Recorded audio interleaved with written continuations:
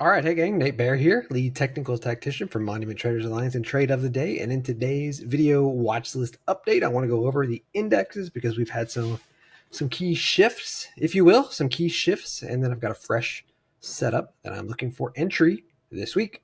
All right, so without further ado, let's take a look at the indexes. I think the most important and really the only chart that matters right now is this chart of the SPX or the SPY, so S&P 500. The spider is the ETF, and I'm going to delete a couple of these old drawings because they're not in play anymore.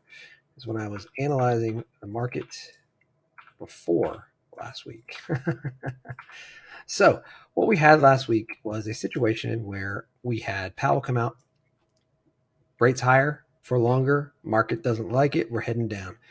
We had a big move down Wednesday post FOMC in the afternoon, a follow through day on Thursday, a gap down and a move later. And then we started to try and bounce on Friday, and the market said, nope, we're heading lower. So today we have come in and we've got this sort of, a little bit of a bounce, a little bit of a move higher here, but on, not terribly impressive volume. It's okay. Maybe tomorrow we kind of come up. The thing about where we are currently is we're oversold on so many different time frames and in so many different ways on so many different metrics. We're oversold. So the idea that now that everybody's getting bearish, well, what is the market going to do? It's going to come up here and stop shorts. I believe that we're going to probably come up here and close this gap. Is it going to happen this week? I don't know. Is it going to happen at all? Likely at some point, right? But is it something that we can look to trade this week? Maybe, maybe not. I'm more right now focused on like the 30-minute chart of the S&P, and you can see here I've got this sort of marked up. The 55 EMA on the daily is here. I've got that marked with just a horizontal line so I can see it when we zoom in, and then you can see that I've got the gap marked. I do think that it's possible that we sort of breach this trend line. We sort of come up.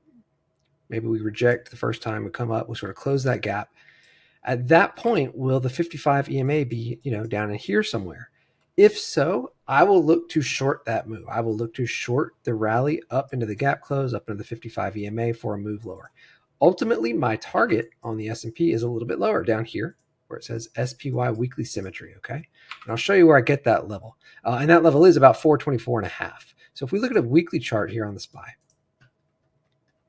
and just, nothing too crazy, but if we just measure this pullback, which was basically August, and then project that move from this high right here, it gets us a pullback right here. So a symmetrical pullback would put us at about 424.5.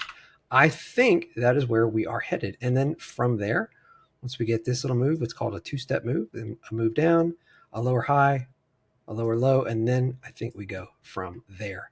October, November, December, possibly up as we get a move into the end of the year, sort of a Santa Claus type rally. I'm sure you've all heard of that before, but the index has a lot of work to do before that happens. For now, I think that the play is sort of caution, maybe to the long side, up into a gap close, and from there we get short with a very nice setup against the gap close and what will probably end up being the 55 EMA. As you can see, these averages are sort of rolling lower, right? So depending on how long this takes, we get this gap close, we'll see where these EMAs are. But if we run into a gap close and then the falling 21 and 55 EMAs, I think that's a great spot to look for a short. All right, so for a setup that is not bad right now, and I've looked at hundreds of charts today, and there's just not a lot of names out there, a lot of charts there that I look at and say, hey, you know what? I've got to get involved. I've got to get involved right now. This looks perfect. It looks primed. It looks ready to go. It's just, there's not much out there, right? One that I do like, however, is MPC, and this is in XLE.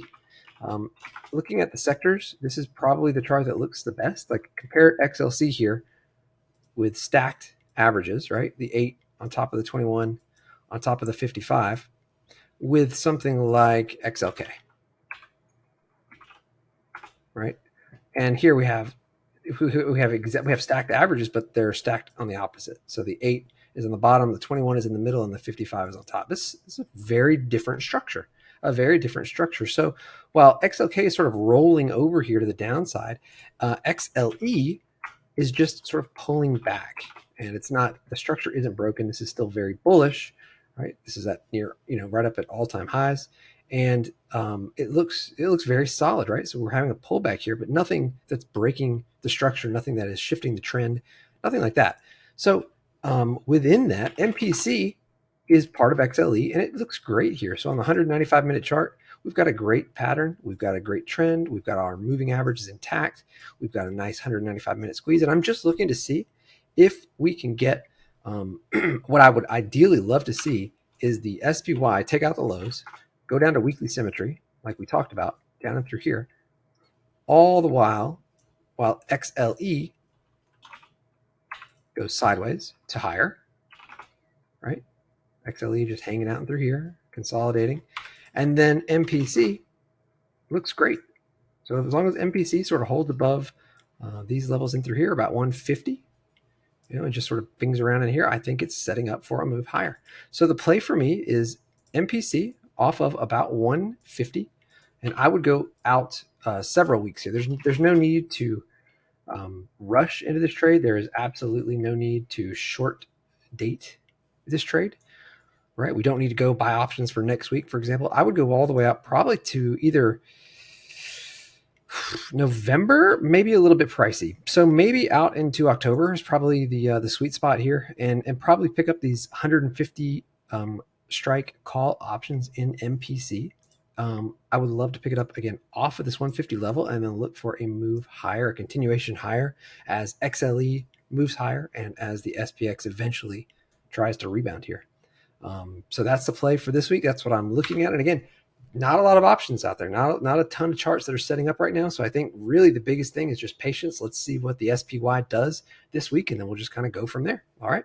Thanks for watching, and I'll talk to you all soon. Have a good one.